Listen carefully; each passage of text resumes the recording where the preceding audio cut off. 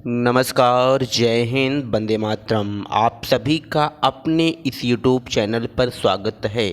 तो आज की इस क्लास में आप सभी प्रतियोगी विद्यार्थी कवर करेंगे कि इतिहास क्या है। और ये जो क्लास होगी विभिन्न परीक्षाओं के लिए महत्वपूर्ण होगी। यदि बात हम करते हैं कि इतिहास क्या है और इतिहास की उत्पत्ति कैसे हुई या इतिहास की परिभाषा क्या है, जो तमाम प्रकार के इतिहास से रिलेटेड आपके दिमाग में प्रश्न बनते हैं, उन सभी प्रश्नों का समाधान सिर्फ इसी वीडियो में है। तो एक बार जो भी विद्यार्थी इस वीडियो को देख रहे हैं, इस सेशन को चाहते हैं तो एक दूसरे के पास शेयर कर सकते हैं और अपने चैनल को सब्सक्राइब भी कर सकते हैं। तो चलिए जो है इस क्लास को कंटिन्यू करते हैं। जैसा कि यहाँ पर आप सब देख पा रहे होंगे कि इतिहास क्या है, इसके विषय में समझ लेंगे। आए देखिए, यदि जब हम बात करते हैं इतिहास की, तो सबसे पहली चीज़ तो इतिहास जो शब्द है, यह जो है 3 शब्दों के योग से बना हुआ है। और वो 3 शब्द क्या क्या हैं? इति है, हा है और आस है। अर्थात यदि इति धन हा धन आस को जब हम मिला देंगे तो वो क्या बन जाएगा? बोलो, वो बन जाएगा इतिहास बन जाएगा। और संधि विच्छेद में आप सभी ने पढ़ा भी होगा। अब यहाँ पे थोड़ा सा समझना है कि इतिहास जो है, इसमें इति धन हा धन आस बन रहा है। तो यहाँ पर जो है इति का तात्पर्य क्या होता है?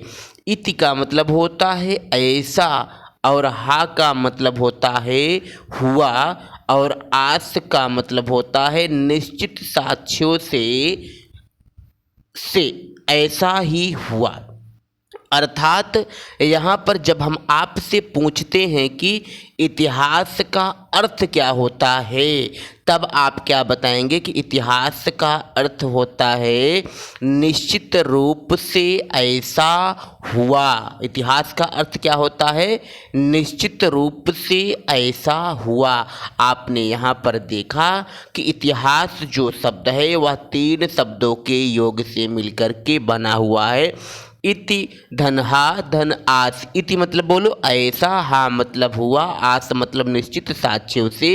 इस प्रकार आपने देखा कि इतिहास का अर्थ होता है निश्चित रूप से ऐसा हुआ। अब देखिए, इतिहास शब्द जो है हिस्ट्री का हिंदी पर्याय है।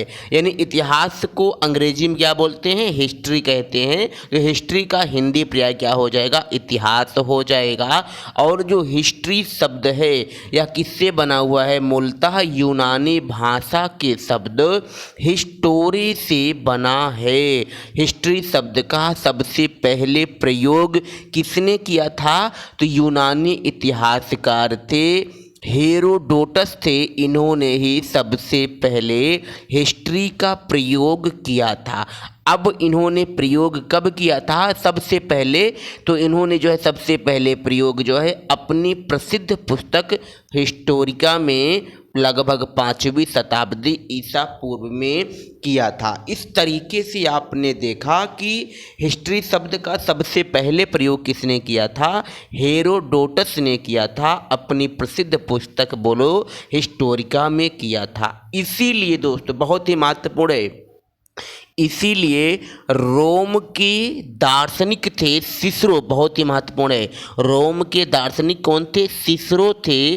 और सिसरो ने ही इन्हें फादर ऑफ हिस्ट्री की संज्ञा प्रदान की है। तो यहाँ पर आपके समक्ष प्रश्न क्या बनता है कि फादर ऑफ हिस्ट्री की संज्ञा जो है किसने प्रदान की थी?